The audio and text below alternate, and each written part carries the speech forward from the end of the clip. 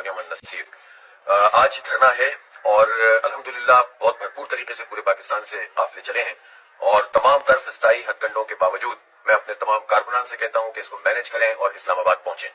हम पुरअमन लोग हैं, पुरअमन रहना चाहते हैं और इसकी तमाम तर जिम्मेदारी अब हुकूमत पर आयद होती है कि वो अमन को किस तरह से कायम करते हैं। हमें इस्लामाबाद पहुंचना है, हर सूरत में पहुंचना है, यहाँ धरना देना है। और मैं तमाम लोगों से, जिम्मेदारान से और जमात के कारकुनों से कहना चाहता हूँ, इस्लामाबाद को इन्होंने कंटेनरों से बंद कर दिया है, लेकिन जहां पर रुकावट हो वहीं पर धरना होगा और एक धरने को हम कई धरनों में तब्दील करेंगे और फिर आप क़यादत के तरफ से ऐलान का इंतजार करेंगे। और इसके बाद फिर इंशाअल्लाह ताला हम बताएंगे कि जमात इस्लामी और आवाम के रास्ते को रोका नहीं जा सकता। हमें बिजली की कीमतों में कमी चाहिए, हमें IPP से जान छुड़ानी है, हमें तनख्वाहदार के स्लैब को खत्म करवाना है, हमें टैक्सों से जान छुड़ानी है, हमें आटा, दाल, चीनी, चाय के टैक्स खत्म करवाने हैं और हम आवाम के लिए निकले हैं, अपनी जात के लिए निकले, पहुंचे, इस्लामाबाद पहुंचे। हर काफिला, हर रास्ता इस्लामाबाद की तरफ आएगा और जहां रोकेंगे वहीं